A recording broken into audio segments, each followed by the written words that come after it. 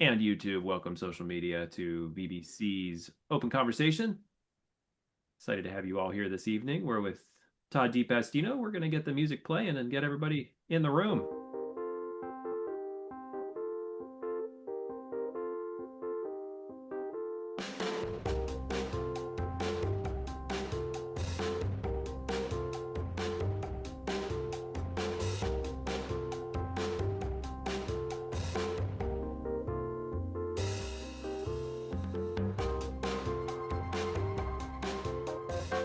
Hey, good evening, everybody, and welcome to the Veterans Breakfast Club. I am Todd DiPastino, the executive director of this fine organization based here in Pittsburgh.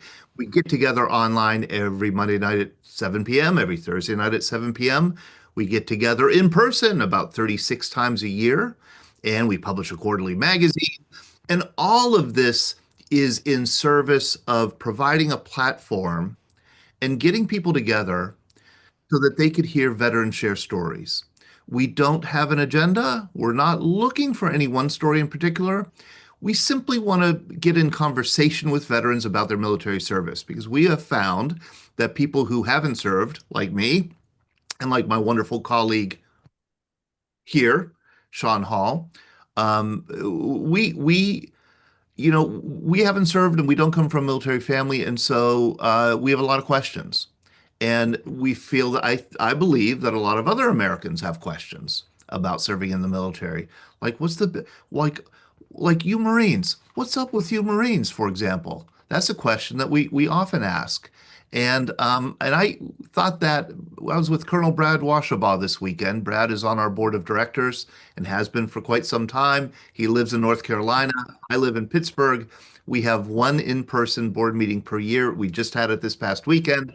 So I got to spend a lot of quality time with Brad Washabaugh. And I want to tell, Sean could not make it. Sean had some family commitments. He couldn't make it for the festivities this weekend. Sean, I saw a side of Brad that I've never seen before, and I will say it was terrifying.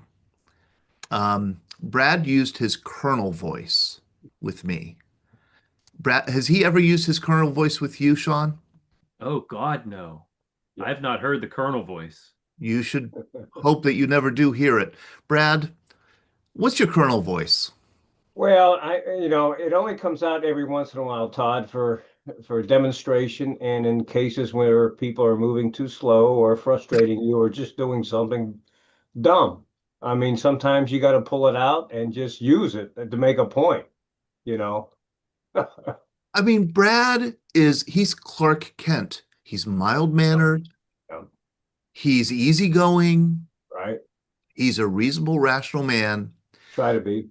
But Yeah. he was telling a story about how he was dressing down one of his Marines, and he pulled out this voice, and it was like, you know, just like absolutely like a stereotypical Marine drill instructor. So, Brad, that was a Yeah. delight. We had a Well, wonderful time. it was a little bit theatrical too, Todd. You're a sucker for things like that, you You know know. I am. And Marines can generally pull the wool over most people's eyes. And let's just say it was really easy to do with you. So I found a way to get my point across. If I have to raise my voice and make a point, Todd, we can get that point across. Is that not right? That Yes, is right. sir. That is right. Okay. Kevin Yes, sir. Horgan, do you have such a Marine voice also, Kevin? I listen. Marine Corps colonels are as scary as Marine Corps gunnery sergeants, um, and I have seen Brad over the years online, and he is a gentleman, Yeah. and he would only do it if he had to, like Yeah. pushed into a corner and had to make a correction. So my credit to the colonel. And he's still scary as far as I'm concerned. Jeez. Have you ever pulled out? I mean, do you have like your own, Kevin, your own kind of like Marine Corps voice that comes out every once in a while to your family or anything like that? No, I don't. I don't. Okay. On background, I only served for 5 years. I was nothing special. I was never shot at. I didn't make a career of it. I guess I have a certain amount of attitude more than anything. But we have 4 adult children, 10 grandchildren. We're richly blessed. But my older 2 kids, I never laid a hand on them, but I used to tug their ear when they did so. I just pull the ear. And the younger two children, well, I would just have to look at them and they would go like this. So I never had to say a word. And I should say, oh, Sean, you were going to say something? Well, two questions pop into mind. One, Brad, is the Colonel voice different than the dad voice? Of course, yeah. And sometimes my family asks for it if we're in a place that's somebody needs corrected or moving too slow or whatnot. I get a nudge and they say, "Dad, time for Colonel voice." But Wow. it gets shut off immediately because I can see their eyes roll and they start to distance themselves from me as if I'm an embarrassment or something. So I know it's time to turn it off and go back to my Clark Kent side, as Todd Yeah. would The describe. only other question I have is, does the Marine Corps teach you how to use that voice when it's time to move into leadership role? No, in fact, colonels don't usually raise their voice at all. It's just, we're the folks that can give a stern look or raise an eyebrow or just, change the tone of our voice, and that's usually enough. But like I said, you got to play into it sometimes, theatrics, and just, use it to your effect. And sometimes people just don't know the difference, and you can make hay with that. Well, he had me quivering in my chair. Yeah. Um, it was a wonderful weekend, and I should explain that tonight we have open conversation. That's why we are kind of so casually chatting here tonight. We like to do one night a month where we have open conversation, where we ask you to bring stories, to bring topics, to bring questions that you might have, and we just kind of banty them about in the Zoom room tonight. And I'm glad that several of you who have contacted us are here. I know there are several new people here who haven't joined us before. I see David Grogan. Thank you, David. Very much, Captain, for joining us. Navy Captain David. We'll be getting to him.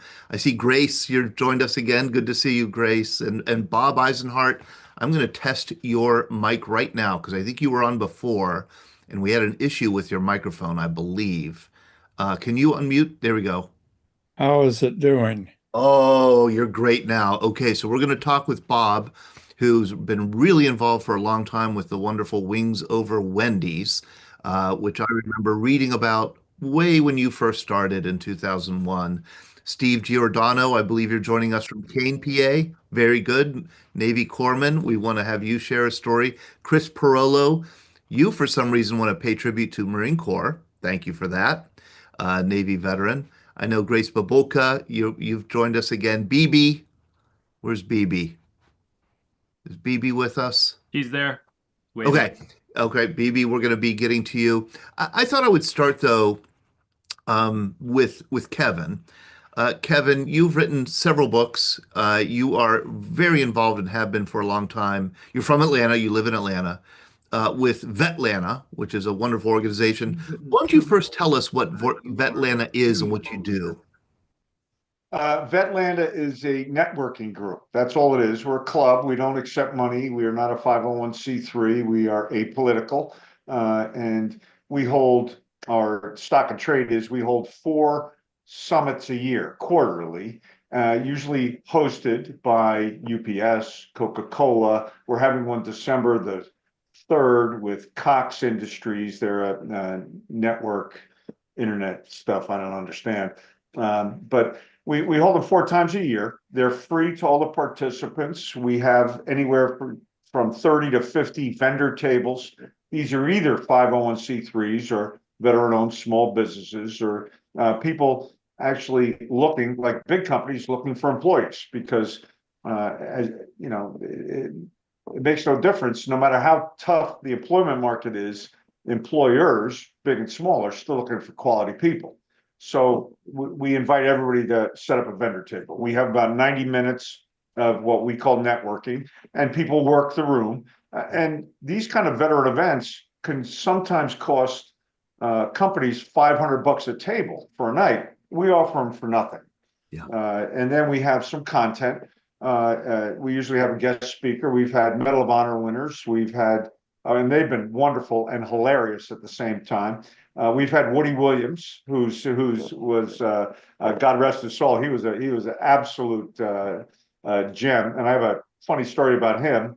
There are some ladies in the room. They might not like the story, but the and what we do is we have some content. The speakers. We've had the governor of Georgia speak to us, and that's it. And that's it. It's just an opportunity for people to pass business cards, to look for other opportunities and the like. We're looking basically for transitioning veterans, whether they're 3 years or 30 years. What can they do to start their new chapter? I want to tell the Woody Williams story. Can I please, Todd? Let me tell. Oh, right. Please. We'll let you tell Woody Williams' Okay. story. All right. So we're at the Army Navy game. This is pre-COVID. Everything is pre-COVID. That was cool, right? So we're at pre-COVID Army Navy game. It's in Philadelphia and it's snowing sideways. So it's cold and it's nasty. And it was a great game. And I think, if I recall correctly, I don't even remember. I'm a Marine, and so I'm rooting for Navy. I think Army won on a field goal in the last couple minutes. Woody Williams he's the rock star, and we're in the hotel, and everybody's getting pictures after the game. And so my wife and I flank Woody Williams, who is about 5 foot nothing, just a very small, unassuming guy, but really hilarious and a quick wit. So we get in the picture, everybody's smiling. We're doing all that stuff. And Woody walks away after the picture. My wife comes up to me and says, he had his hand on my butt the whole time. I was like, what are you talking about? And she looked at me, not with that kind of challenge that she was offended, but what are you going to do about that? We have this 95-year-old guy with his hand on my butt in public. And what are you going to do? And I said, well, that's okay. You have a nice butt. What do you want me to say? So we left it at that. And my wife still talks about that moment fondly. I Anyway, believe rest that in peace, I Woody. believe that story absolutely 100%. 100%. Kevin, you wrote, or you just released, I think, on Saturday, right? I think it's did. November Yes, I 1st. did. This Yes. book, Core to Corporate, your USMC transition made simple. Could you describe what the book's about? I can. I appreciate you asking. I have written over the years. I have a political blog, a modern culture blog, and I've written about Marine Corps leadership principles and the traits.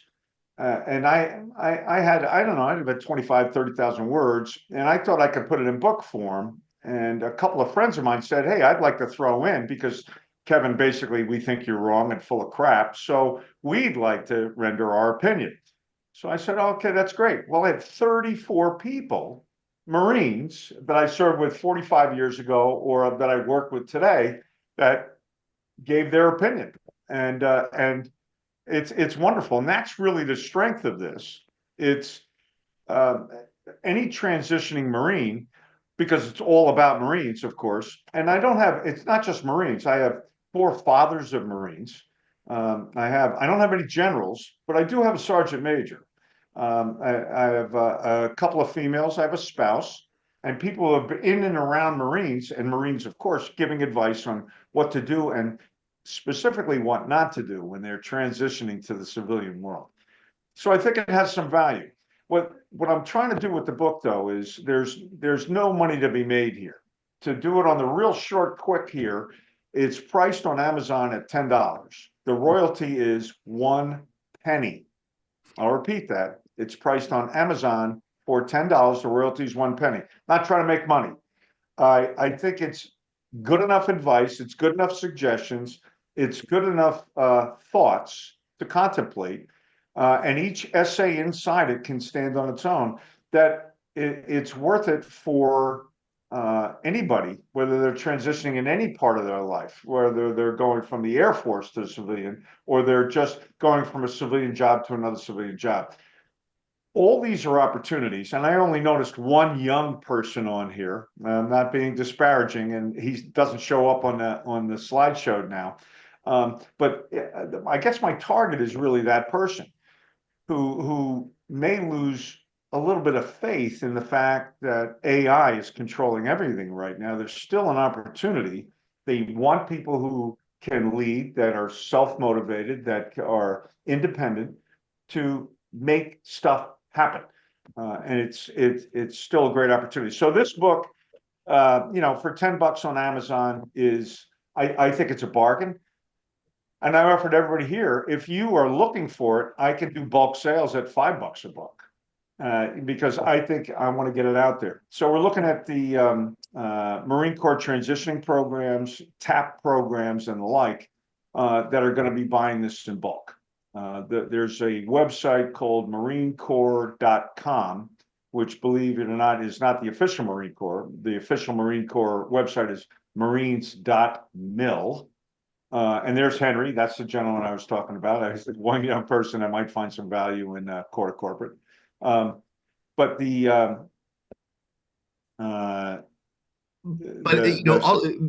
may not be in the job market ourselves, but we may know right, people who are in the job certainly, market and can use certainly, it. If we're in the, yeah, family member, a friend, and it strikes me, Kevin, and we'll move on, but it does strike me time and again that veterans bring something valuable and special to the job market. And at the same time, veterans have unusual hurdles in the job market. So even though they bring this value, there's often this problem that veterans have transitioning from the military life to the civilian life, from the military work culture to the civilian work culture, because they're very, very different. And I think it does take some coaching to get over some of those hurdles that can make it difficult to go from, say, the Army or the Marine Corps or the Navy, the Air Force into a civilian corporate job. yeah. No, that's well said. Thank you. Yeah, and some of those are like the corporate world doesn't understand what you did in the military, especially Kevin if you're a Marine, right? Well, the first thing that people have to get rid of is dropping F-bombs and using a lot of acronyms. Yes. The combination of both of them is a little tough to do. You can still howl at the moon and drink blood, and that's actually one of the messages in here, but you just don't do that at an interview. Yes, exactly. Thank you, Kevin. That's exactly right. And unlike some other branches of service, and I don't want to go on a Marine Corps rant here, a week before the Marine Corps birthday. No, that would be Hoorah. I might get the colonel's voice if I start doing that. But I'm looking at Steve Giordano. We're going to go to Steve Giordano tonight, and Steve is he was a Navy corpsman, and I suspect that he learned in the Navy skills that were really transferable to the civilian world, and that he used in the civilian world. I'm looking at Mark Spiridigliosi. Hello, Mark. Mark, God love you. You were in the Army. Your job was to pull that trigger and duck, right? In Vietnam. I mean, did you let me ask Mark, did you learn any skills in the Army that served you well in the civilian world? How to duck. Uh, the thing that I learned in the military that helped me as I got out is discipline. I mean, I was an 18 and a half year old boy that had no idea of what the world was, and I was full of myself, and the military instilled discipline in me that I carried throughout life. So while the shoot 'em up part of my background was not useful. There was a lot of other things that I was able to do. The culture, the structure, the culture, the ethic, the emphasis on integrity, um, teamwork, mission forward, all that stuff. And protecting other people. Protecting other people. It's so valuable. It's so important.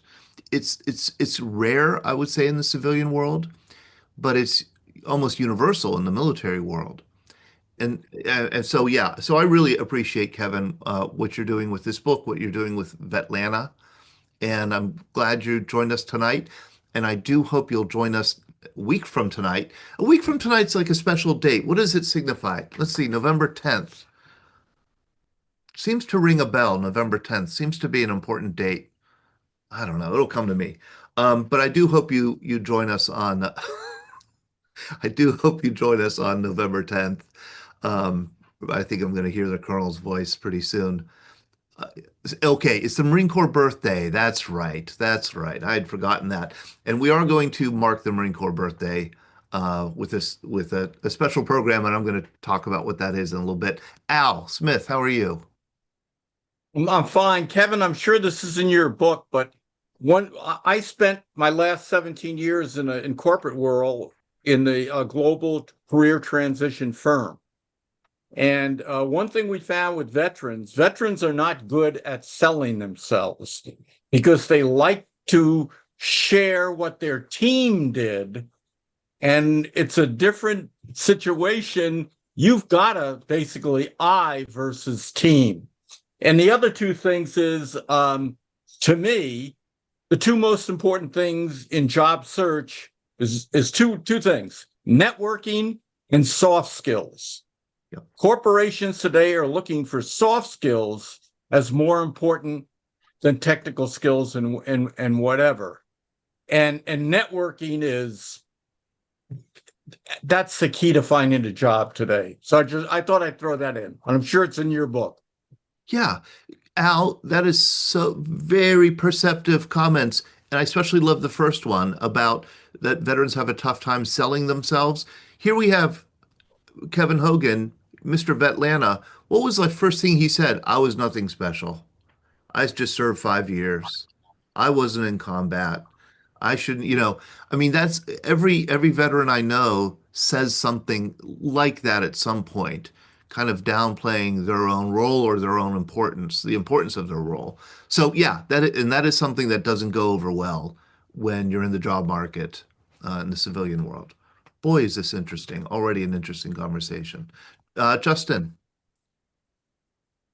Well, my comment goes back to when I got out. I got enlisted in '73, and when I went back to go to college, in my class in finance and accounting, there were 25 veterans, and they didn't know what to do with us because we sat on the front row, we did the work, we had the questions answered, and we got it done. When I left that, I went to a major accounting firm, and my ex-wife told me after the 7 years I was there, they don't know what to do with you because you make decisions without going up the chain or down the chain on the spot. And I sort of found that lately with the folks I've interviewed and talked to, that they're coming out with the decision-making power if they're allowed to do it. And you're right, they don't know what to do with ex-military. At least a lot of the places I've talked to, except for one here in Dallas, he's ex-military. He's got 9 ex-military teachers. They teach HVAC, and they pump out 6 classes a year. A guy making nothing going in is making $160,000 a year after that. No doubt. So it depends on who you get hooked with. Yeah. I just haven't found an ice cream truck I can get on so I can just distribute ice cream. So. And Justin, I recall when back in my teaching days when I taught history at Penn State, I would have students fresh from Iraq and Afghanistan, and you bet they were sitting in the front row, and the other students were so intimidated by them. I mean, I was teaching a course on the Vietnam War, so these kids, these young, Marines and airmen and soldiers would sit in the front row, and man, would they ask questions. And they wanted to make sure they got it right, and they wanted to make sure that I was getting it right. Most of the teachers we had at UT Arlington loved us because we were there all the time paying attention. Oh yeah. With the exception of one who taught marketing, who gave his first 5 tests, everybody flunked because he would do a word salad out of a textbook and say yes or no. He got fired because 22 of us went to the dean with him, and he got fired the next week. So I guess we had a little bit of clout. Student activism. That's right. Thank you, Justin. Thank you, Justin from Dallas. Peaceful activism.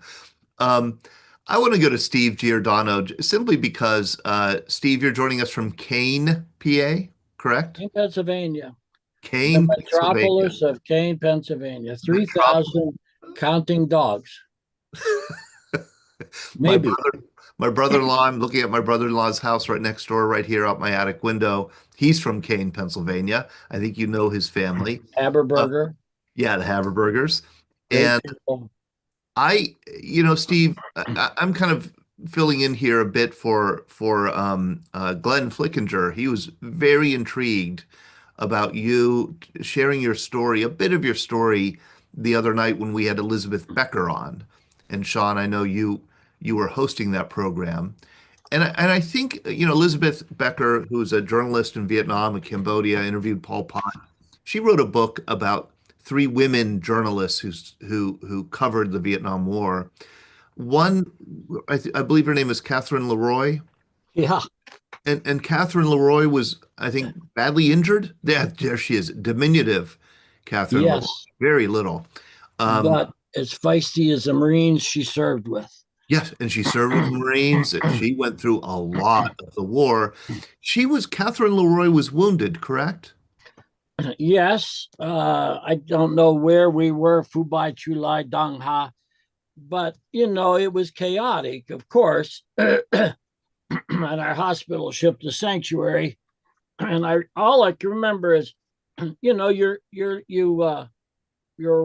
I think I'd like to call this a very well-oiled machine. There was no chaos. We do what we were doing. And all of a sudden, one day, in the middle of all these, dozens and dozens of casualties, I go into the room and there's a procedure, move them off the gurney. And I look down, there's this little blonde woman. And somebody said, and she must have been wearing rings. As I recall, they said somebody got a ring cutter. So that's very unusual. But anyways, she had shrapnel top to bottom, and we rehabbed her. I would just advise anyone to look her up. It was beyond courageous woman from France, and captured by the Viet Cong, and talked her way out, and her pictures ended up in Life magazine. I think she got a Pulitzer Prize. I'm not sure. I incorrectly called her an orphan. I don't know where I read that. And your guest corrected me. I got to look that up yet where I found that, but she was not. I guess she came from a well-to-do family. Not that it matters. Well, maybe it matters. But one of many courageous photojournalists. Marguerite Higgins was another one that wrote and covered the Vietnam War, Our Vietnam Nightmare. And again, something well worth looking up and reading about her. She rehabbed in Vietnam as a child from tropical disease. She was born in Hong Kong. So she knew the culture. And I gravitate. I love history. I'm interested in everything, but I like history. Of course, some of my counselors in the VA asked me, why do you go to these books and videos if it bothers you? And I don't know, but others can maybe ask. I have my theories. But hers was one of my first, and it very, very aptly describes the greed and military industrial complex and the lies and everything that led us into the Vietnam War. But I'm very proud and honored to be in the midst of all. That's me on the hospital deck where the Hueys and that's great. choppers landed. Yeah. I'm going to show we find them open 24 hours. And I later operated my pharmacy in Kane, Pennsylvania, the same way. If you called me at 2 a.m, I was there. I was there within 15 minutes and happy as I could be to help you. But, Steve, you became a pharmacist then in your civilian role? I wanted to go to medical school, but for whatever reason, doesn't matter. I didn't make it. And that was plan B, which is what I ended up relying on. And I went to Pitt, hail to Pitt, on $133 a month GI Bill. And that was it. I mean, I had no help whatsoever. And I would work for the pharmacognosy lab and wash whatever. But I'm so thankful I was able to make it through, and that the Navy paid for it was 5 years for pharmacy school. The Navy gave you training as a Navy corpsman to begin with, I suppose. Well, yeah, I joined at 17, of course, 2 weeks out of high school. Nobody would hire me. So my dad was in the PT boats in the South Pacific. It's beyond a beautiful ship. I mean, it's such a beautiful ship. Those hospital ships are so great. Oh, it was just, I mean, when I think of what that ship did and how many lives it saved them, like, you know, and I read about how we go to Subic Bay and we take on casualties from land because they couldn't take care of them. And we had the latest and the best medical equipment. And of course, the physicians were, uh, I don't know why the Red Crosses aren't on that ship, but they, uh, yeah, I don't know why. This is my that's my book from the '67. And the Sanctuary was a World War II vintage hospital It ship. was interestingly, yes, it repatriated many prisoners of war during World War II. After Pearl Harbor, they were there 4 days after and went over to Japan. And like 4 days after the truce was signed, they brought back thousands of POWs, Australian, Japanese. Oh, yeah. And then when they went back and they got our own prisoners and casualties, thousands and thousands. I mean, you have to, I think a lot of people think a hospital ship is like maybe a high level first aid or anything, but we were the highest level trauma surgery. I was mainly neurosurgery with Dr. Fred Jackson, rest in peace. Just an amazing. He's the one that published. There's nothing he couldn't do. He was a bon vivant, a very flamboyant, intelligent, eccentric.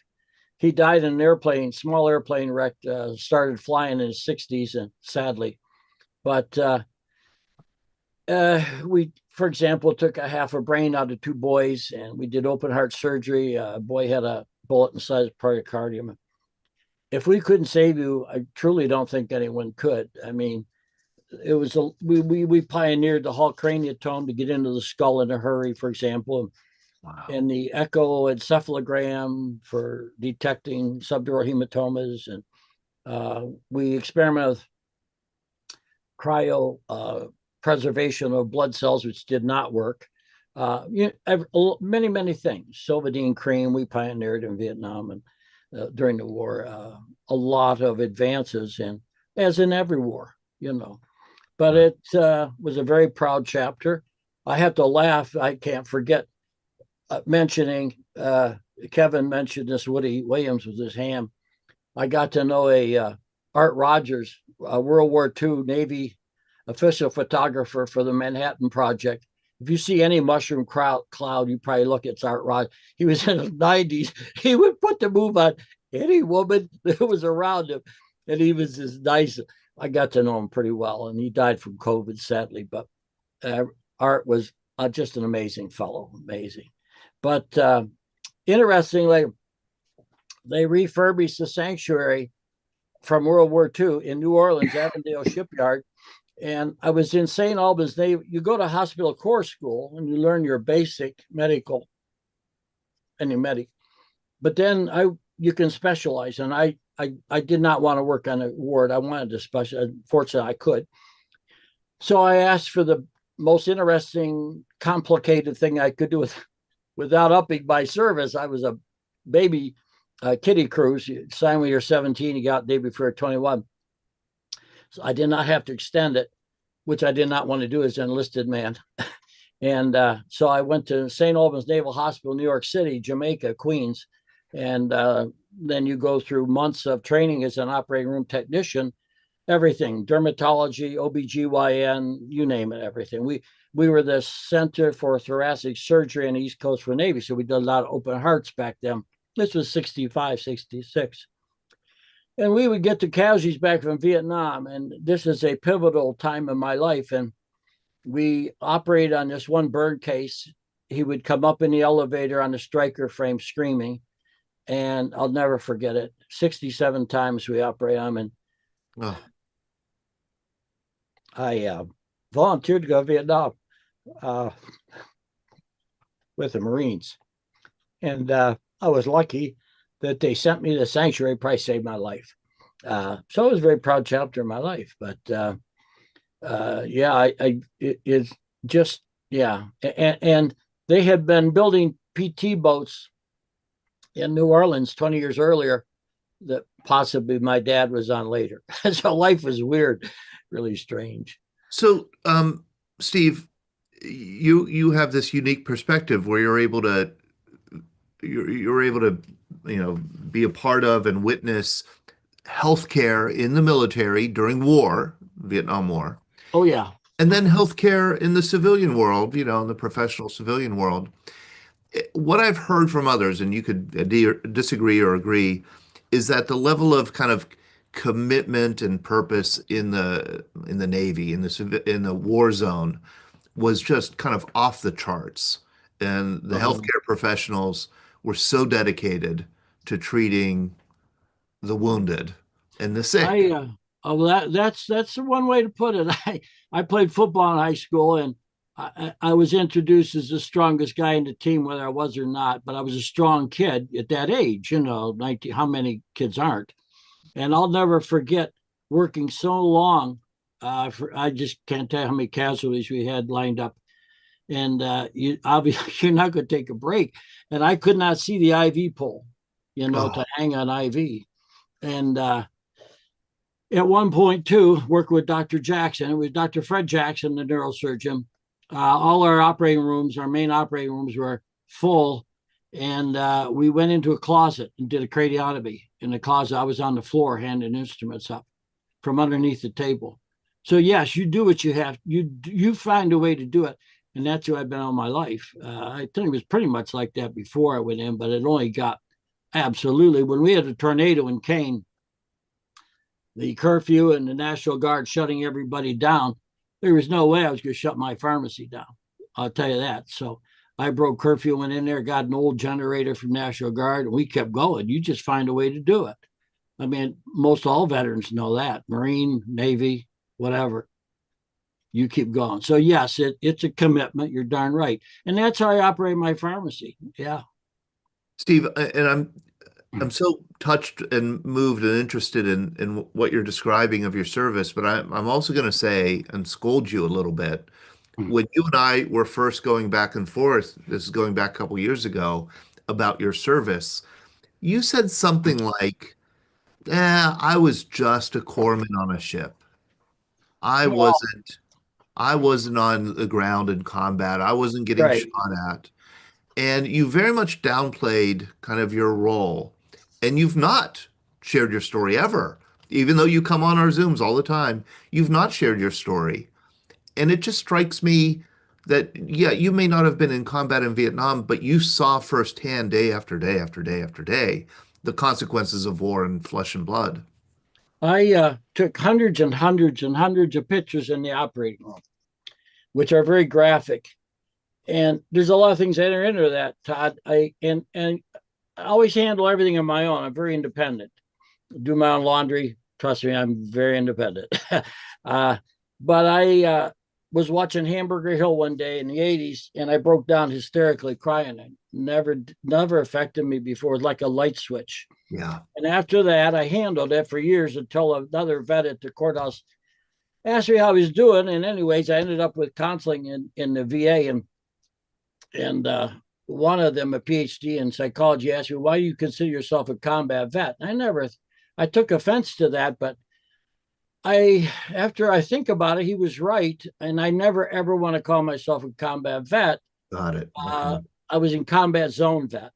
Yeah. And so I'm very sensitive to that because I would never, ever, when I saw what happened to those guys and kids, Vietnam kids, when, everybody, I would never want to be mistaken for valor or whatever. No, I had a cushy. I was that was the first air conditioned Navy ship, completely air conditioned, and Wow. we had great food and safe, Yes. and Right. so that's why I feel I was um, no comparison to Right. my classmate who was a Navy corpsman bringing casualties out to us, and my Navy, my football fellow team member, that Navy corpsman stood up to help a guy and got killed instantly.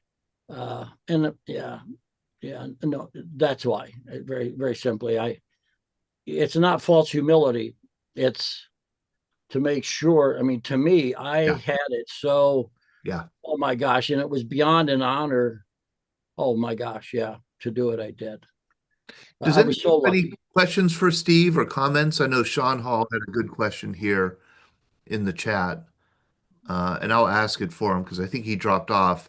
Steve, Sean asked, did doctors on the sanctuary and other hospital ships in the military, do they have a certain amount of leeway to try kind of experimental procedures, unorthodox procedures, if they think, they have a chance at? I would say that just about anything they want to do, although I have no proof of that, but you have it. My pictures could convey it if they're the graphic pictures, but if you have a patient, we would have in my mind a soldier, Marine, and maybe 3 teams on the front of him, and then we'd roll them over, and we'd have 3 teams on the back of them. Oh, So you do what you got to do. To the injuries are beyond description, so you do what you have to do, and you experiment. Yeah, I mean, I remember making the whole craniatome broke down, and I mean, I was manipulating while I was helping Dr. Jackson making, a handmade device to cut into the dura mater. You learn to do it. You do it. You figure out. I'm still that way, and I have very little patience with. I'll be honest with you. Whether I don't care who it is, people that can't figure out a way to get the job done, or try to no end to do it, to get it done. It's just an attitude. But yeah, I'm sure they did. I mean, we had a very low mortality rate. I mean, like 2%, I think. As I recall, I mean, there are statistics. I forget how many thousands we treated, and right away we went online April 10th of '67, and that's an interesting story. There were 10 Marines. The amphibious got hit a mine, and the gasoline tank burned. Again, ironically, the very type of case that I volunteered for Vietnam for was burns. They were burned. 10 Marines. I found out many years later. They're part of the unit that one of my classmates, a Marine, was in. And I'm on Facebook to connect to people. He said, Steve, I saw that. Those are our guys. Those are our guys you took. And that was, we had, by midnight, this afternoon, we had, I forget how many hundreds that we brought in. I mean, it's. Rick Arisman asked the question, where was the sanctuary off the coast of Vietnam?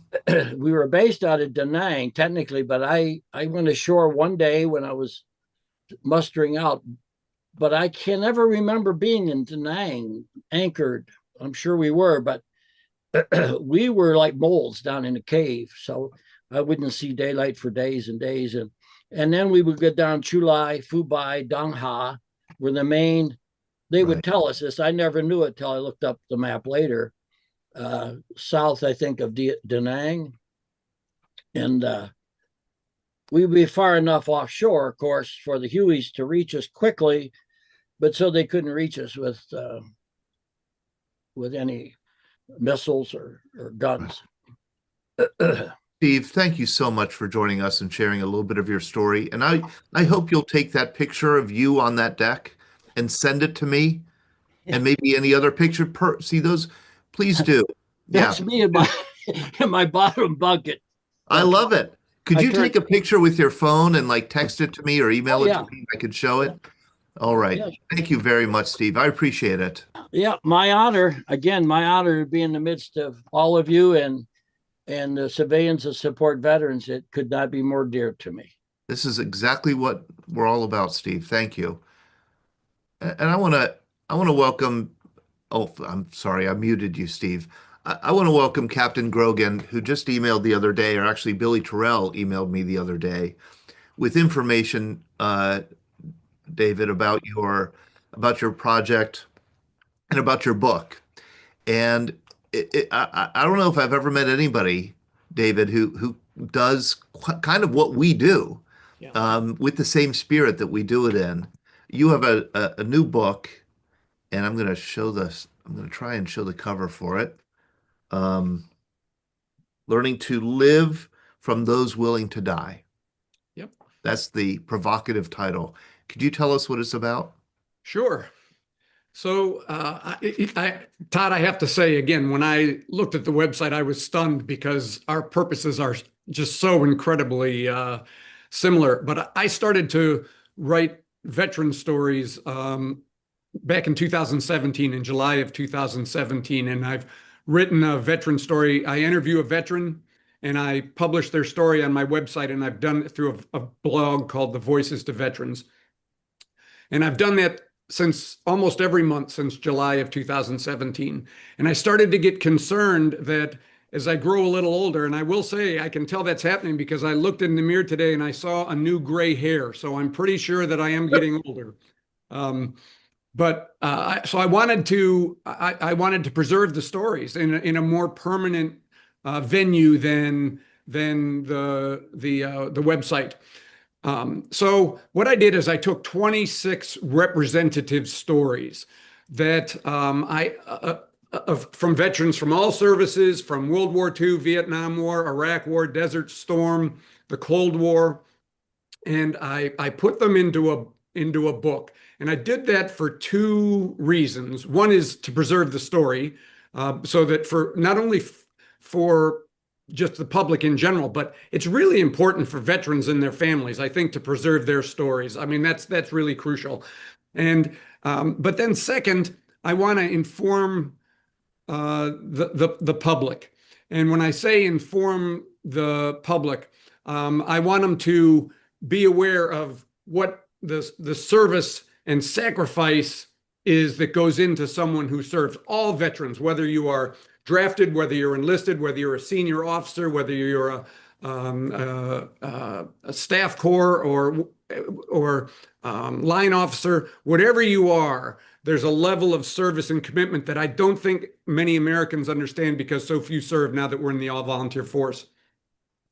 But the other part that I really wanted to inform, and this was kind of the angle that I approached the book with, it's that I truly believe that every veteran has a fascinating story. I mean, every veteran. And I wrote something down when Al Smith was talking, and he said, you know, veterans don't sell themselves very well. Yeah. They don't talk about it. And I just immediately went back to, he's not in the book, but he's one of the veterans I interviewed. I believe his name was Donald Goman, so I'd have to go back and check. But I think that was his name. By the way, and all 85 of the stories I've done so far are all available for free on my website. You can read them.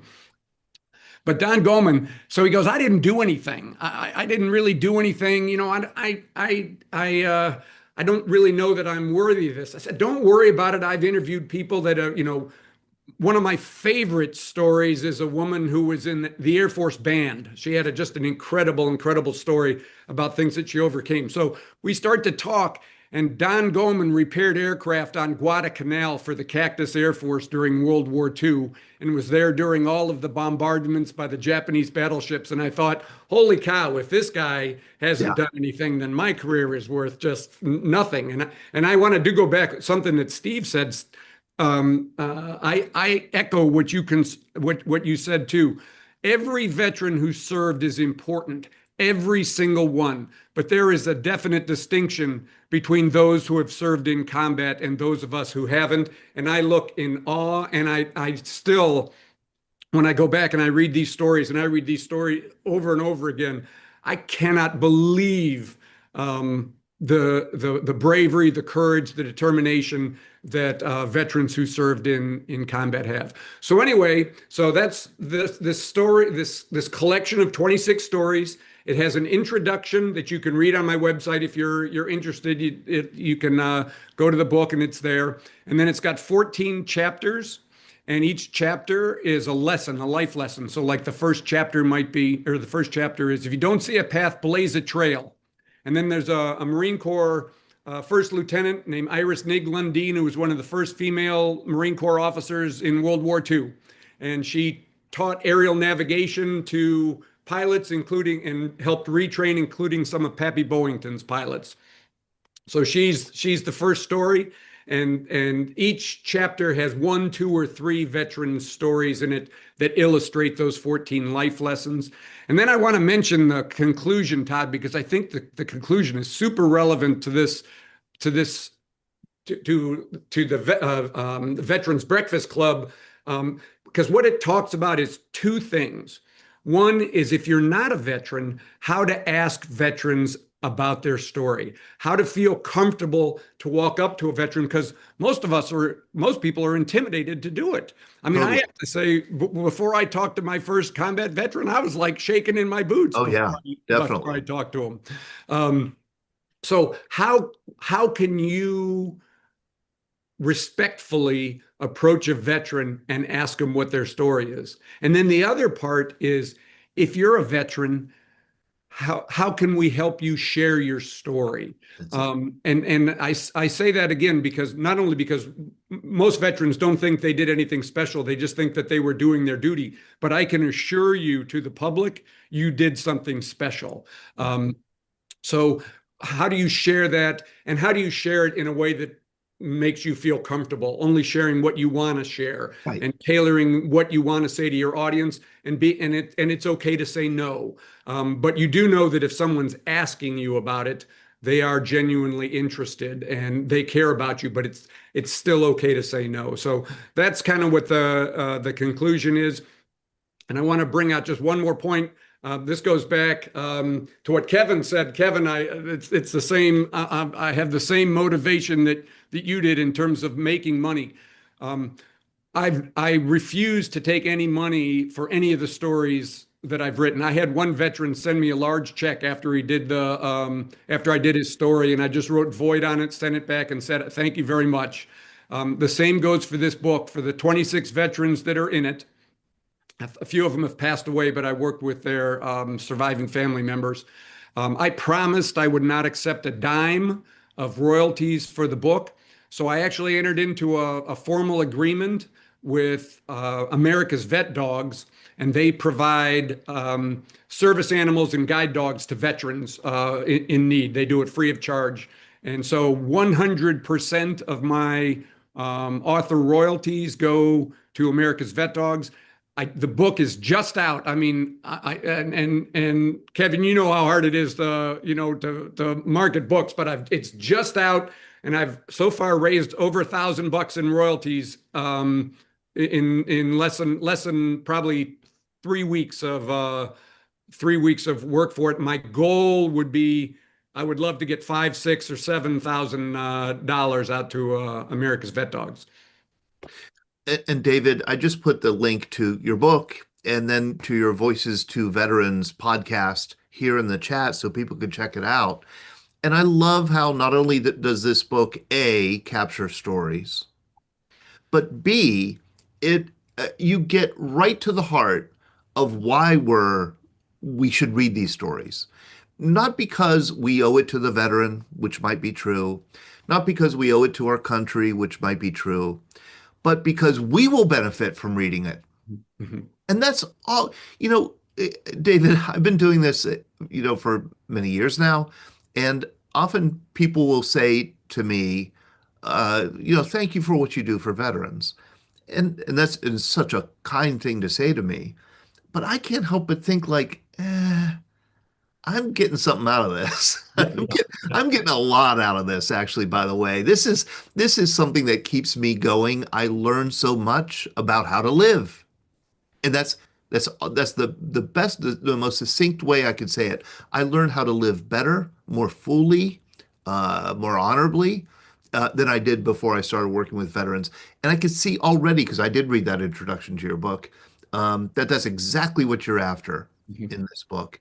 Now, am going to. You are a retired Navy captain, judge advocate, general's corps.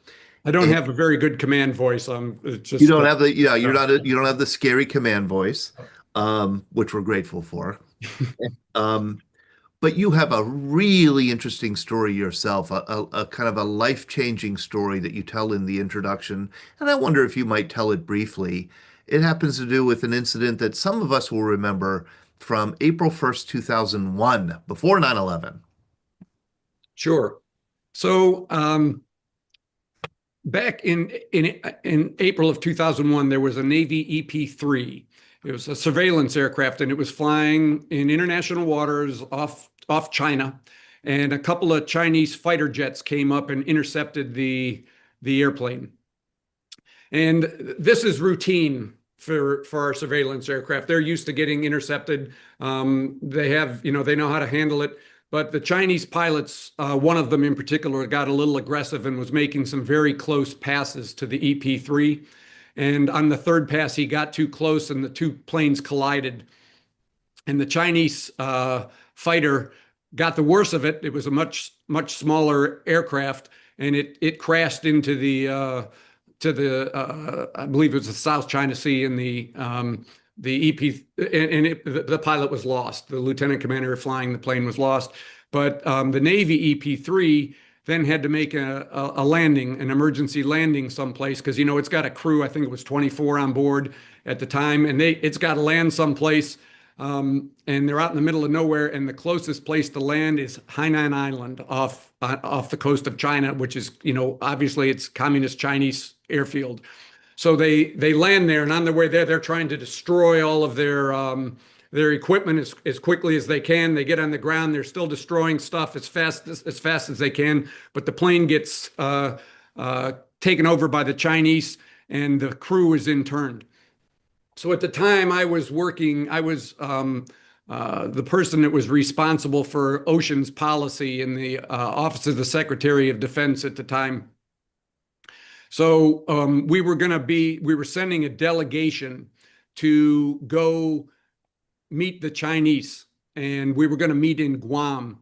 And we were going to try to come up with a way. There's an arrangement it used to be between the Soviet Union and the United States called the Ink Sea Agreement, which tried to prevent incidents at sea from taking place.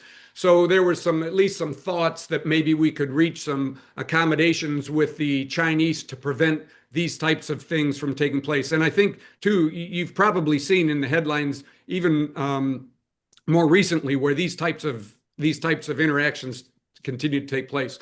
So I was part of the delegation that was getting ready to go. On the Friday before we left, my office was in the Office of the Secretary of Defense section of the Pentagon. I went down to the Navy section of the Pentagon to meet with the folks before we left to do our final coordination.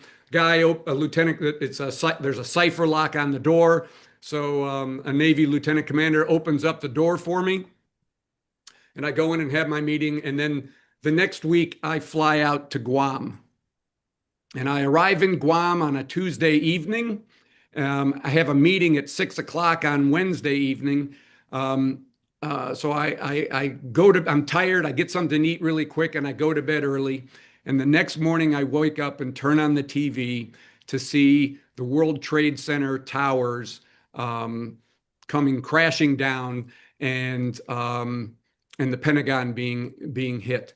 And I was now, half a world away from it. And I have to say, I knew I was lucky for not being there. Because, for example, the lieutenant commander that opened up the door for me on that Friday, he died in the blast. The Navy section was the section that was hit. And I know several people who were killed in the attack. But I also felt a little bit guilty about. I just felt like I was supposed. I'm working at the Pentagon. That I should have been there, but I'm a half a world away, and I've always felt a little disconnected about that. And that's kind of how I introduce the book, with a little bit of that disconnectedness, and then how I should have maybe told that story or focused on that story myself, to understand the lessons that I should have learned about myself and my career and the way that I treat my family and my kids and my wife and my colleagues. I should have been a little bit more introspective in that story, and it served as kind of a motivating factor for me to write the book in the way that I did. And the way that I couch it is, really looking back on it, it was that Chinese fighter pilot's mistake that maybe saved my life. It saved your life. Yeah, it was that Chinese fighter pilot's mistake hitting the EP-3. And so this kind of brush with your own fatality inspired you to kind of change how you live your life or how you look at your life and your priorities. I mean, this is something that should come to all of us eventually as we age, we hope. Doesn't always. But I think those who serve in the military are close enough to these brushes with mortality that it does change them. Mhm. And you know, I one thing too that I would like to point out, you know, I know it's hard to tell by looking at me, but I am an older guy. Um, so you know, so you've got an older author in his, you know, 60s writing the book. A number of the veterans, I'm getting ready to go to the birthday party next week of one of the guys in there. His name's Howard Berger. He's going to be 102 years old on November 12th. I'm going out to his birthday. So there, you know, there's a lot of older folks in the book. And so because of that, we'll certainly all relate to it. You know, you'll read this and Right. if should you choose to read this, you'll Right. read this and you'll see something that reminds you of your own service. But it's not just a book by an old guy about other old guys. This is a book about people who were 18 to Yeah. 25 years old and the decisions that they had to face and how they address these situations. And now, with a little bit of hindsight, how they react to them. So the book is relevant, not just to people like us, Yeah. but it's also relevant to people who are facing tough decisions and now they've got the opportunity to take these 26 veteran stories and learn from them and hopefully make better decisions in their own lives. I love it. I absolutely love it. I mean, this is, you know, we don't announce that that's what we're after here at the Veterans Breakfast Club because we're just all about connecting and hearing these wonderful stories. But in my heart, I know that's what we're doing. At least that's the impact that it has on me and I know on my family and other loved ones. David, I would love to have you on again, maybe to go through some of these lessons in a little more depth and Sure. story in a little bit more depth, and your own story, of course. And I told you in an email that we are scheduling into 2026, so I'm going to make sure that we get you on the schedule for next year. Thank you so much for dropping by tonight. Oh, thanks. I look forward to attending many more meetings and listening to everybody else. This has been a blast for me already. So, And you definitely get the prize for best dressed. So that's good. You kind of well, I raised figured our it's better to be better, a little on the high end than the low end. I'll be more cash next time. Very good. All right. Thank you so much, David. I want to go to Bob Eisenhart, who I just muted accidentally. I'm sorry about that, Bob. Thank you, Bob. Hey, I'm glad that you rejoined us. I know that you joined us last week. I think there was a problem with your microphone. And I was eager to have you talk and talk to you because you were you from involved with Wings Over Wendy's from the very beginning, Bob? Not quite. I've been with them for about 5 or 6 years now. The group has been together for, I think, 23 years. 23 years. Yes. Right.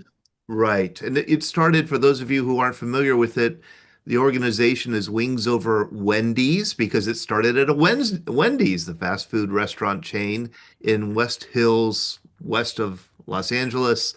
Well, West, in the West San Fernando Valley. yeah, that geography always gets me. Is it north? Is Yeah. it west? Is It's it north of northwest? LA, Yeah, north of LA, San Fernando northwest of Valley.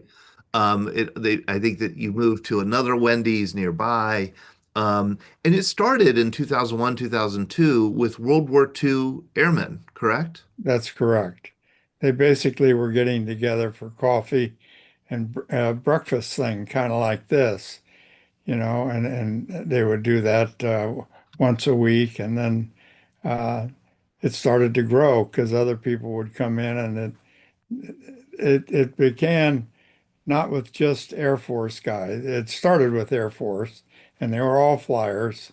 Everybody was a flyer, and most of them fighter pilots, but they're also B-17, and just started gaining ground. And now we're probably up over 300 people, although typically we have about 60, 65 every Monday morning, as that we had this morning every week throughout the year. I guess the only time we haven't done it is on a Christmas day, Yeah. but any other time. Yeah. And we get that's a good group together. And we get together about between 8 and 9 o'clock. That's social hour. So you can come and just talk and talk. But 9:30 to 10 o'clock is a formal meeting where we do administrative stuff, where we have tours going on. And like this month coming up right now with um, uh, ni November 11th and all, we've got all kinds of um, visits of going to schools.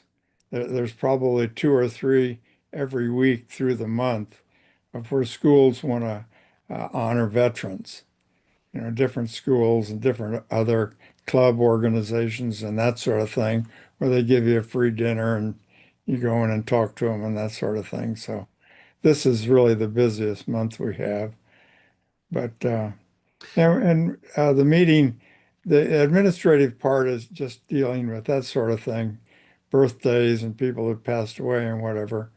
Um, but we have a presentation part of the meeting that goes from 10 o'clock to up to 11 o'clock.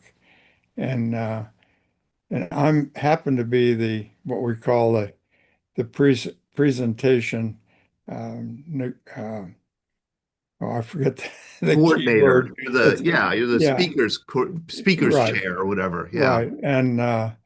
And whenever we can get people to come and talk, that's what we prefer to do, but that's hard to do on a regular basis every week. Yeah. So what we do is, what I do is get videos off of YouTube, anything that I think is interesting to people, and it usually focuses on something military, and it can be flying, but it doesn't have to be that. It can be naval or something that happened in one of the wars. We've done a lot of stuff. Well, particularly this year, which is the 80th anniversary of the ending of World War II. I gave a presentation in there myself, which I've given a couple other places publicly as well. Um, because my father was on Tinian and he was a B-29. He went over as a group commander and then he was promoted up to the wing chief of staff at North Tinian.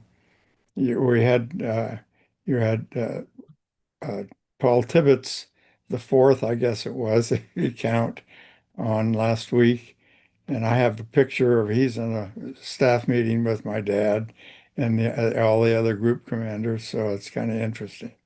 Anyway, that's just a side issue. But so we had a good meeting this morning. It's very interesting. And I changed the subject a little bit because it's also relevant to what you've been talking about. One thing is hiring of veterans. The main part of my career was in aerospace, where I worked for Hughes Aircraft. And whenever I had an opportunity to hire engineers, which I was an electrical engineer, I always give preference to the military guys that had come out of the service, and it always paid off. They were always good guys. They disciplined, that sort of thing. You could count on them and all that. So that was one thing. And then Bob, just I'm sorry to change the subject here, but I know you wanted to say something else, but I wanted to point out this is your father, correct? right, that's Okay. correct. Cuts a dashing figure there in his Air Force uniform. And then there's another wonderful picture of him here. He was commander of the Ninth Bombardment Group on Tinian, Right. 1944. He was the first bomber group that flew out of Tinian Okay. in January 45. They arrived over there sometime, and some of them part of the group in December, and the rest of them finally were all in there in January, and then uh, they right up to the end of the war, and he happened to be transferred right just about the 1st of August over to be on General Doolittle's staff at Okinawa, preparing for the invasion of Japan. So he stayed on Okinawa for a while, and I actually went over there as a child in 46 to 47 when they had families and dependents over there on Okinawa.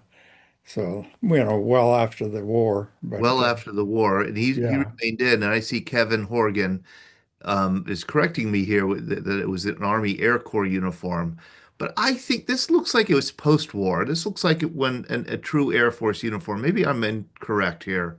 Well, it's hard to tell without the color, but Yeah, yeah, this is probably well after they became the Air Force I think because so. he was in for 33 years, Okay. so he had a lot of long career of positions while he was a full colonel.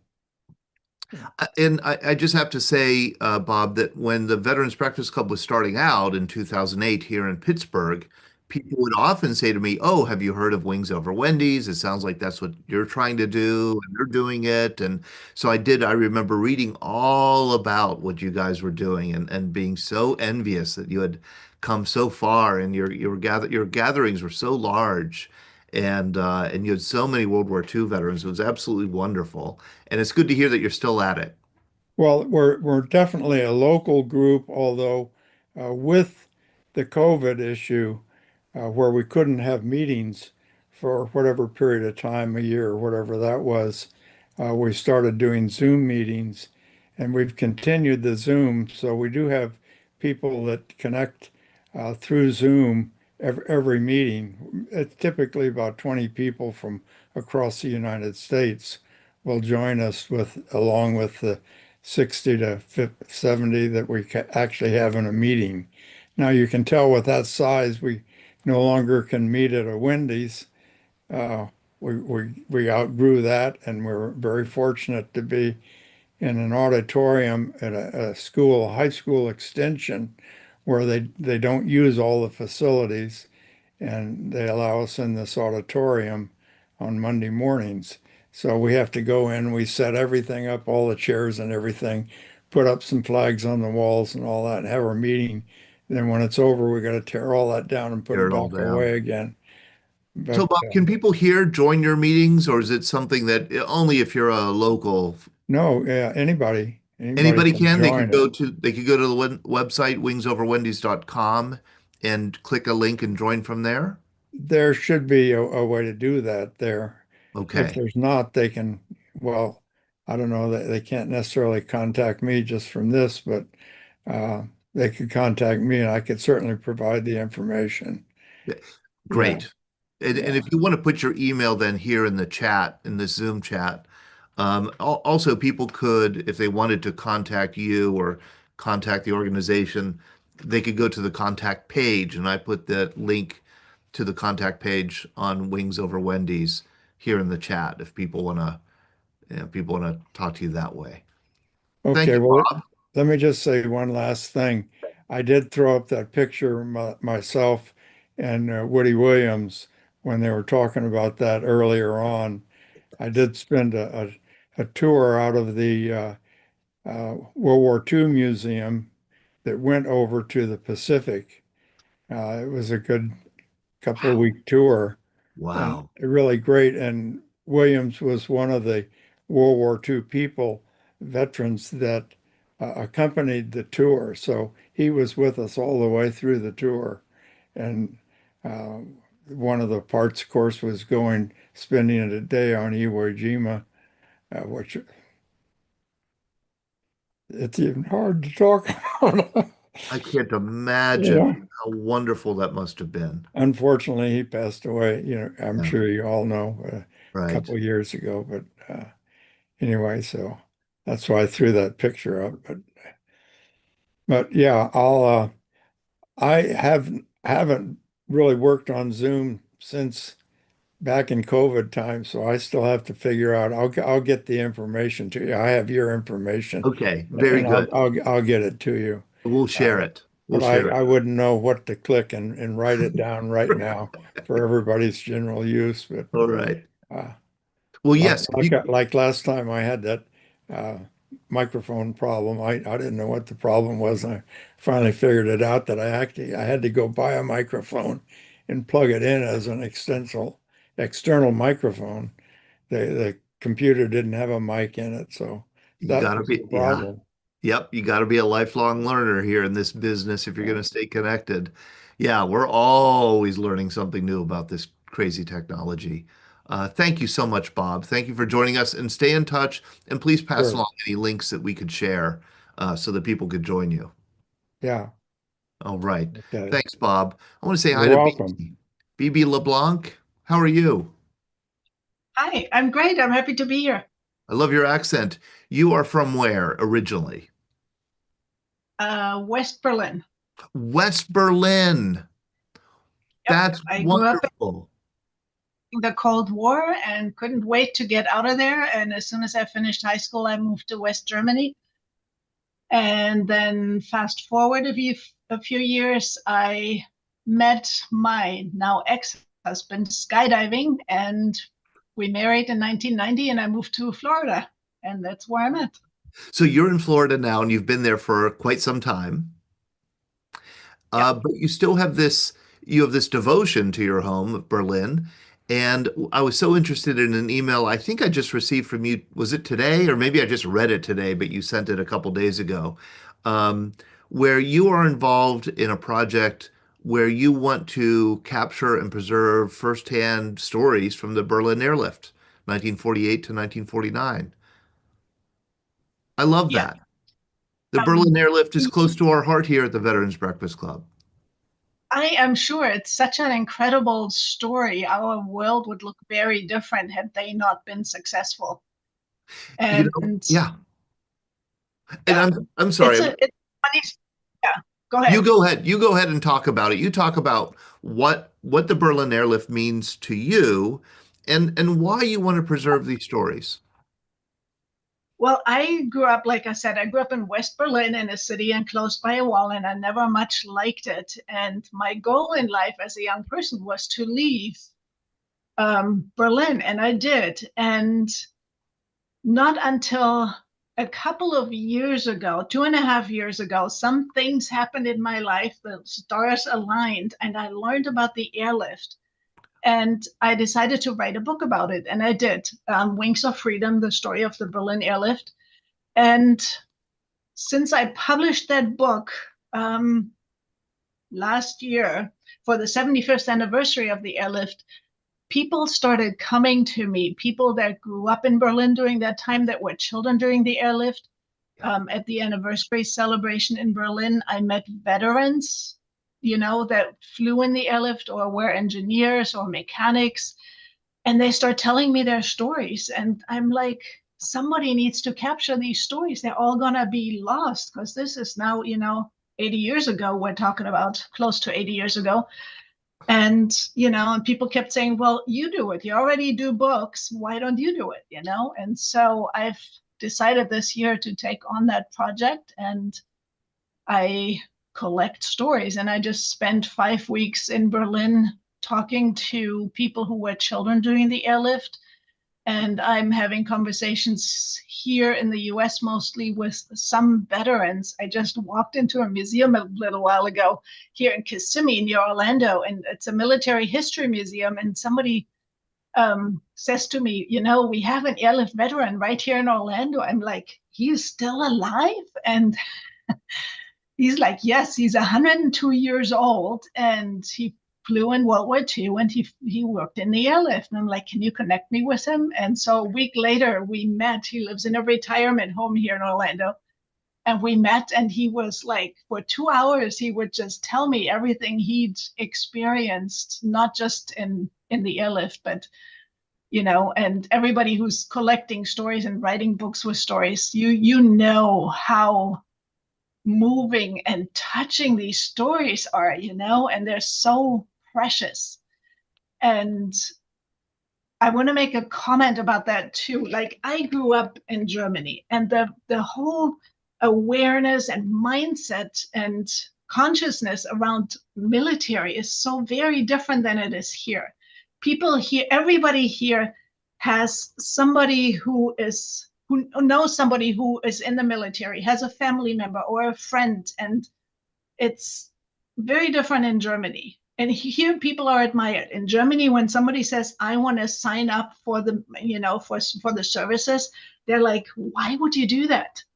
Right. And I'm just beginning to realize how different that really is, even though I've lived here for over 30 years. And, even though I go back every year, but yeah, and so coming back to the airlift story, when I published that book and did all the research, I realized that had the airlift not happened and been successful, I would have grown up under the Soviets. So yes. coming to terms with the whole idea of growing up with a wall, it was the lesser of two evils, because my life would have been very different, as would have the life of Berliners, probably, the West Germans, and who knows, maybe Western Europe, because the course of history would have taken a different direction. And we should remind people what the Berlin airlift was and how important it was. It saved half the city. Berlin itself was the capital of Germany. It was partitioned, divided in half. There was East Berlin, there was West Berlin. The East Berlin was administered by the Soviet Union. West Berlin was administered by a coalition. There we go. Wonderful. Yeah. The city of Berlin itself was, right, wholly in the eastern zone of Germany. And so West Berlin, that wonderful map, West Berlin was vulnerable because it was entirely encircled by Soviet forces. And in June of 1948, Joseph Stalin, in retaliation for something that the Americans did, decided to blockade West Berlin. Nothing allowed in or out by barge, by rail, by road. That meant a city of 2 million people were effectively cut off from food, fuel, medicine, everything that they would need to survive. Harry Truman was president, and against all the best advice that he got, he decided to attempt an airlift. Something like this had never been done before. He was going to fly just across the border because actually at the Potsdam conference, the Soviets and the Americans way back in 1945 had agreed that that airspace would be free. And so Truman was able to start ordering flights into West Berlin to supply the people of Berlin with all the flour that they needed, all the yeast that they needed, all the milk that everything, all the coal especially that they needed to stay warm in the winter. And this airlift kept the city alive for 1 year almost. And it was remarkable because, and I don't want to step on you here, BB, in telling the story, but I'm really struck by the story because Berlin had zero strategic importance to the United States. There was no strategic reason why we would care that half of this city remain in Western hands. The best advice that Truman got, and it would probably be advice that I would have given if I looked at the situation, is let it go. Let it go. We'll fight the Soviets somewhere down the line. But Truman was persistent that this is a matter of prestige, that how we respond to Berlin would signal how we were going to respond to other challenges that the Soviets made to Western Europe. And boy, was Truman right. Boy, was he right. The whole world, yes, the whole world was watching. What would the U.S. do? Put their prestige on the line and save the city of 2 million people? And it worked. It worked against all odds. It worked. Yeah. And I think it's one of the noblest stories in 20th century American history. Yeah, for sure. So now I'm collecting stories from veterans and other people who have to this day anything to do with the airlift. Like there's an old C-54 still flying at air shows here. That's like a museum inside. And so I will interview those folks running that and different people, military people, veterans, eyewitnesses. Does anybody here, and I'm going to throw this open to the Zoom room or anybody here watching on YouTube, does anybody here have any suggestions for BB for finding people who are involved in the airlift? Do you know somebody who may have grown up in Berlin and remembers the airlift as a child. Because I think the children's stories are really magical. Those are, I mean, that's the generation BB that, I mean, that airlift just, it was the greatest, the greatest kind of diplomatic outreach that the U.S. could have possibly done at the time. Transformation, you know, I mean, in 1945, at the end of the war, there were enemies that were trying to kill each other, you know, and to go from that to becoming allies and friends. I mean, it's a relationship that still shapes our lives today. Yeah, very much shapes our lives. Um, we did interview Gail Halvorson on this program, and I don't Yeah. know if you got to see it, but he's one of my all-time heroes, and I really mean that. I mean, he was a special person. Yeah. I'm in touch with his daughter. We collaborate on some things related to this. And yeah, Oh, she that's carries cool. it. So, yeah. How about, have you been in touch with Barb Weiss Snodgrass? She was okay, you've read her book, Uncle Wiggly I have not Wings? just found it. It took me a little while to find it because it's out of Okay. print, I think. Well, Yeah. I do have her contact information. If you want to contact me, I could pass it along. Should be wonderful to talk to capture I the story. Yeah, Oh, you did? I've Okay. been in.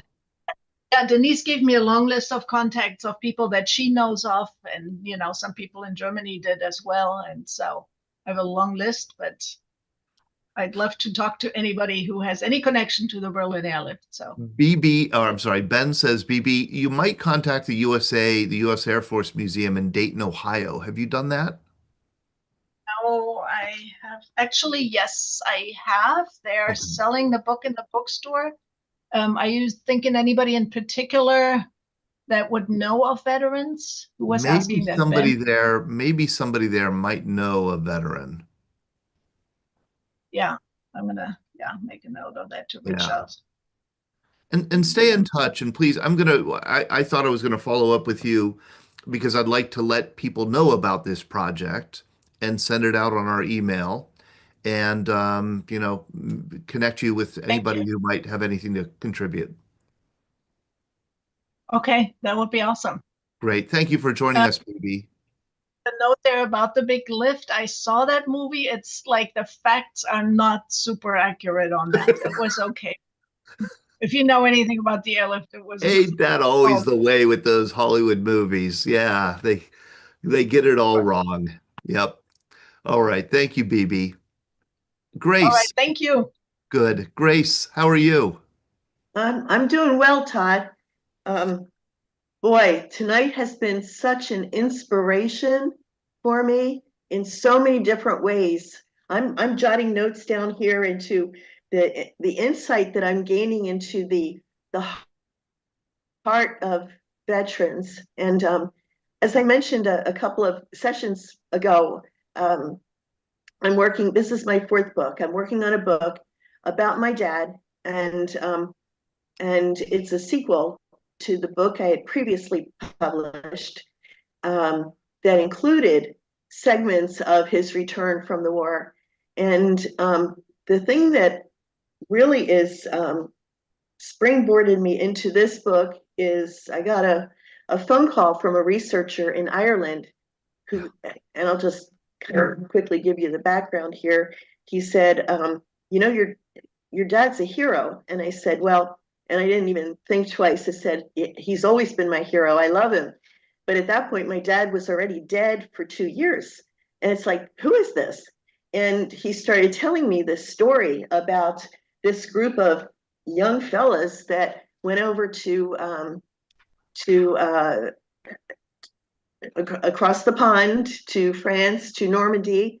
And the last time I met, I was having trouble lining up all my dates. But sure enough, thanks to this group, it was the 29th of May in 1944, where my dad would only tell me little bits of information. And he said they called it, the boys went over on a flying coffin. and he used to laugh and cough, pretending he was smoking and coughing. And he said it was supposed to be a one-way mission. Basically, they were not expected to come back. And as I was listening to Mr. Eisenhart, I pulled up this picture. I don't know, it's not coming across real well. Yeah, we can't see it. You can't see it. I'm sorry, but it's a picture of the guys that went over there. So anyway, tonight, not only am I so overwhelmed with this discussion, but I'm filled with guilt for not hurrying up on what I'm supposed to be doing. I think I was looking in the wrong direction. I've gotten a lot of information from Google, from my dad's, yeah, there he is. And here's my dad's military record and his discharge papers and death certificate. That's my dad, the cute one in the bottom row without the hat on. I love it. I love it. Yeah. But I was thinking I wanted to enrich the information I had with a lot more detail. When their plane went down outside of Dingle a couple of days before Normandy, these fellas survived, and they must have gone down into absolutely icy cold water, and they were rescued by the people in Dingle, the just civilians. And I'm thinking, I wouldn't be here if it weren't for those people. And I want to know, like, what did they see? Did they see it go down? Were they there to pull the guys out of the water? And so I started writing this book, kind of drafting it out. And I started out with this man calling and saying, your dad's a hero, and looking at all the papers. And then someone earlier said how hard it is, maybe David, to get a vet to tell a story. And I remember asking Daddy, what did you do in the war? And he would giggle and he'd answer me in Morse code. He'd go dot did it did it. And it's like he would never say much of anything about anything. At one point towards the end, he said, well, maybe I had a little shell shock or something, And as I'm getting these fragments of information and listening to what you're saying, it's making sense that humility, that dedication, the fact that he knew how to do things because the Army taught him things. He told me that he knew how to get out of that water because the Army taught him how to swim with all his clothes on and drag the other buddies along with him. He knew all kinds of things in addition to what he learned as a young man back in the way back when he was born in 1913. In fact, in this last chapter, I said that he made a point of saying that that's how he got his wife, my mom, to marry him, because number one, he knew so much from the Army, and he had a General Electric pension. So he was just proud of his time in the service, but he didn't talk about it, and it was not until just days, actually the week before he died, that we were sitting watching a National Geographic television show. And at one point he shut off the volume and he started telling me everything. And I said, Dad, really? And he would just go from one story to another. Yeah. And that was like my last chance. That was the only stories I had about him. And I'm thinking, this is remarkable. And I think, Dave, you also, not to pick on you, said, this is not another old person talking about another old person.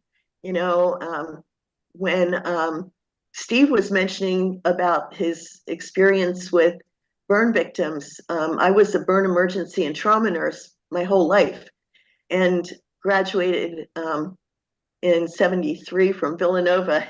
So you know what that's like. And again, I just admire you. I admire all of you.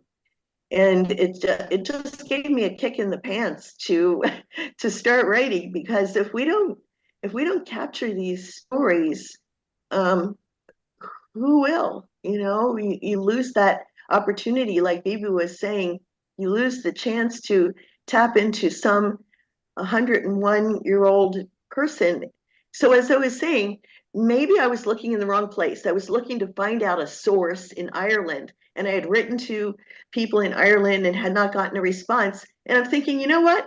I should go down to the Veterans Association in my town and ask them to help me with this project. You Another know? thing you could do, Grace, is, and this helped me tremendously when I was trying to understand the air war over Europe, especially like what it was like to be a part of a B-17 crew. I Mhm. highly recommend the book called Shot Down by Steve Snyder. I put a link to Steve's website here in the chat. Steve has been on our program. I could connect you with him. His book is a really in-depth, like day by day. You could almost smell the inside of that airplane, to tell you exactly what the each role was, how they were trained, what the training involved, what the flight overseas was like, what the missions were like. It'll give you a real sense of what your father experienced so that you'll be Yeah, able to write. And I think you want to write kind of do you call it like historical fiction or creative yeah, nonfiction about your yeah. father? I think it would give you like a lot of the sensory and detail and images that would help you tell his story. That's it, Todd. That deep personal, Yes, what went into those fellas doing what they did, and that's right. how they related to each other. The heart of my father. Um, I have facts, but I'm trying to go a level deeper, and you hit it, Todd. Thank you. A level deeper. That's exactly what it is. And you want to get Yes, the facts right, yes. because man, I've learned the hard way, Grace. When you call a Beach 17 a B-24, whew, I wouldn't even try, really. You yeah, know, I yeah, would actually keep that concise and, you know, right. When you like, mistake, right, you mistake an M14 for an M16. Yeah, sure. you hear about it. You hear about it. So yeah, it's really important to get those details right. But you want to get a sense of like just the everyday life that he was living and how it made such an impression on him for the rest of his life. Yeah, Uh, but in a way that he couldn't always verbalize and until the no, very end of his life. yeah. So, Grace, I hope you will stay in touch with us. If you ever need another kick in the pants, join us again. We'll be happy to administer it. I And will. and I thank you for joining us very much. And I know Chris Perolo sent me some pictures to share. I know we're past time. Chris, I thought that you wanna have a tribute to the Marines, and Brad Washabaugh wants that to bathe in your tribute. Um, Well, I'll tell you what I'd like to do. I thought we weren't going to do that next week, but if you're going to do something on the Marines next week, I'd like to claim a rain check for 5 minutes then. Is that all let's do right? it then. Let's do it Okay. then. Next Monday, I'll see you next Monday. Yeah, we're gonna be back here doing a program with Marine Josh Cannon, and we're gonna make sure that we are able to mark the holiday appropriately. So we'll see you then. We also have a program on Thursday night on the history of the Jeep. And as you know, Chris and I certainly was watching the news here in Western Pennsylvania where the Jeep was created. One of the buildings that the first Jeep was created and burned down yesterday. And so it's very much in the news. So we'll be talking about the Jeep, the history of the Jeep, the permutations of, the different redesigns of the Jeep, covering that history on Thursday night at 7 p.m. And then we'll be back on Monday night, 7 p.m. for the Marine Corps birthday. All right. Good night, everybody. Thank you for joining us. Thank you, Sean, for running the program. I'll see you all. Thank you, David. Thank you, Bibi and Bob and all those who joined us for the first time, and Kevin, who hasn't joined us for a while. Good to see you, Kevin. Take care. Good night.